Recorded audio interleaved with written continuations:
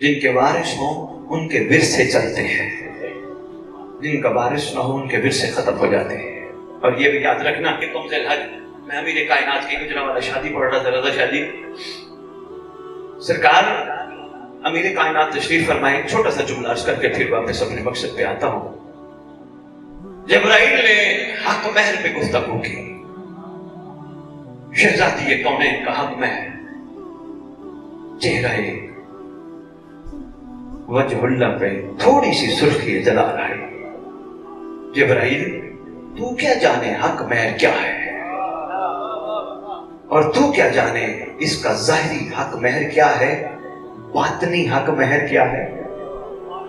سرکار امر فرمائے اعلان کرنا ہے، کریمی فرمائے شفقت، سرکار فرمائے لکھ 400 مسکال چاندی، 7 زمینیں 7 آسمان، جتنے دریا جتنا پانی سب سیدہ کا حق مہر۔